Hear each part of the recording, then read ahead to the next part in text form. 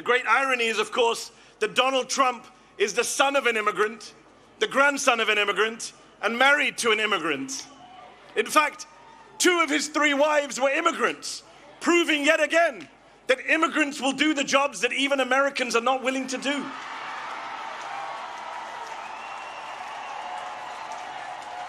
Over the weekend, the United States saw over 7 million Americans turn out into the streets of their respective cities to protest the aspirationally monarchical Trump administration.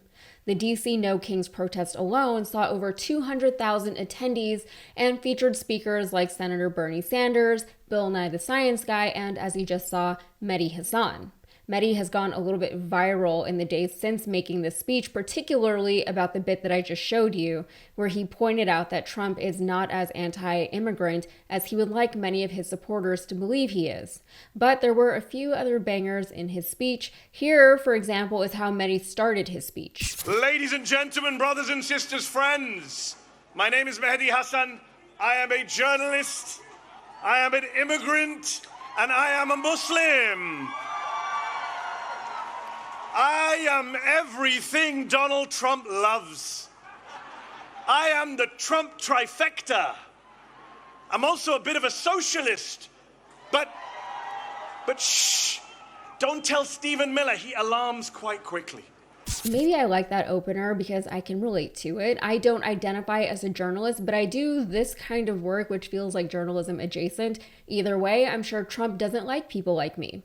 I'm not a practicing Muslim, but I am technically a Muslim. Either way, people like Trump don't often make distinctions when it comes to which brown people they choose to like or dislike. And I'm not an immigrant, but my parents, my grandparents, and even my great-grandmother all immigrated here from another country. Again, that is not a distinction that Trump and his supporters care about anymore. It doesn't matter that my people came here legally. It doesn't matter that we are working, tax-paying Americans. It doesn't matter that my brothers and I were born here. Nothing matters to them anymore as far as citizenship goes because they just make up their rules as they go. ICE is even targeting Black people now, and we all know how their ancestors got here. But like Mehdi Hasan, I too am a bit of a socialist, and we know that Trump and his supporters really don't like those.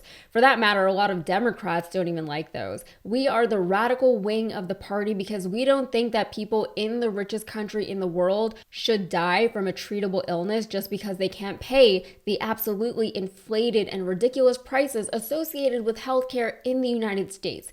Yes, we are truly, truly radical. But moving on, Mehdi mentioned in his speech, which by the way was only, less than 10 minutes long, that Trump is trying to take credit for his Gaza peace plan, but it hardly is a peace plan at all. And of course, he was in Egypt hailing his Gaza peace plan, which is a ceasefire, yes, but not a peace plan.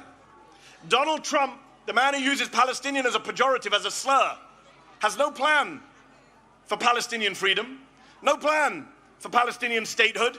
No plan for justice for the Palestinians who have been massacred and starved and genocided and ethnically cleansed for the past 2 years, including the past 9 months of his presidency. Meanwhile, Israel for the past week has violated the ceasefire again and again, killing Palestinians with impunity. Yesterday they killed 7 Palestinian children during a ceasefire.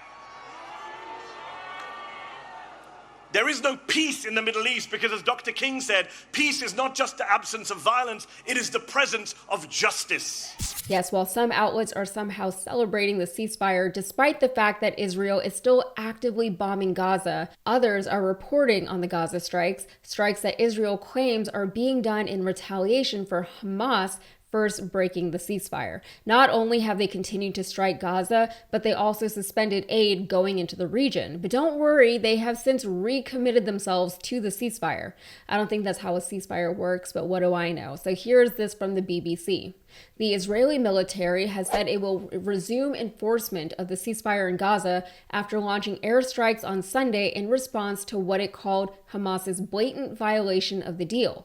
Strikes began in southern Gaza after the Israeli military said terrorists fired an anti-tank missile and gunfire toward its troops in Rafah, killing 2 soldiers.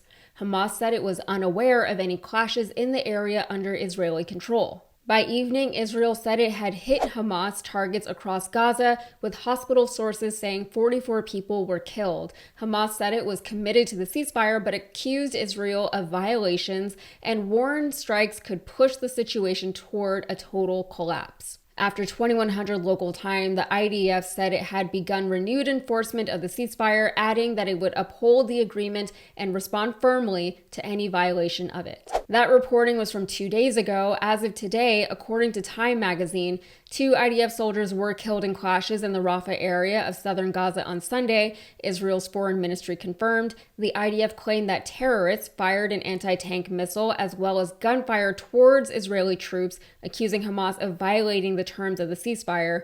The Israeli military stated it had carried out a series of strikes in response to said violations.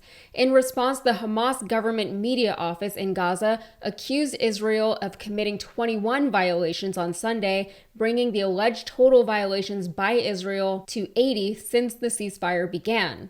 Hamas alleged 97 Palestinians have been killed and over 230 injured as a result of the violations. In the absence of independent monitoring on the ground, the ministry is the primary source for casualty data relied upon by humanitarian groups, journalists, and international bodies. Its figures do not differentiate between civilians and combatants and cannot be independently verified by Time. So the last bit I want to show you from Mehdi's speech is when he reached out to Republicans and invited them to maybe consider that their values could be in alignment with those of the protesters at the No Kings rallies. He also distinguished Democratic voters from the Democratic establishment. And you know, they say we don't reach out to the other side. We don't reach out to conservatives or Republicans, that we're in an echo chamber. Well, let me say to every Republican and conservative watching, aren't you the ones who said no more big government, no tyranny in America? So if you believe that, what are you doing defending masked federal agents in unmarked cars, bundling people off of the streets, including American citizens, and disappearing them? How are you okay with that? And if you're not okay with it, then come over to our side, the side of the Democrats. The small d Democrats, not the big D Democrats, not the Democratic Party. Those of us who are from all parties and none. But those of us who care about saving America so that we can get to our 250th birthday and still be free when we reach 250 years. 250 years really isn't that long in the overall scope of history, but it's still an impressive feat that the United States has grown and evolved to its current status on the world stage in that much time. The Roman Empire, for comparison, lasted anywhere from 1,000 to 2,000 years, depending on who you ask, depending on how you measure it.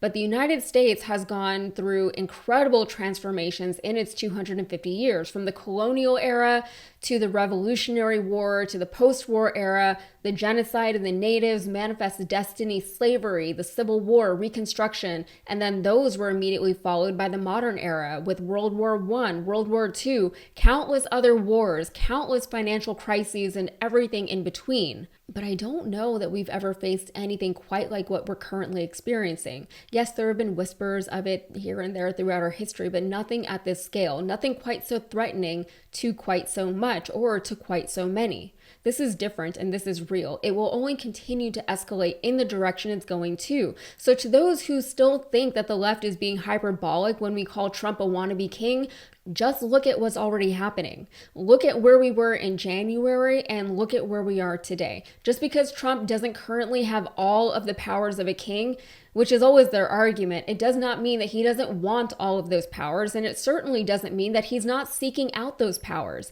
He's actively consolidating his power at the top. He's eroding any checks and balances that would have kept him checked and balanced. He's approaching king status, and he's doing it quickly.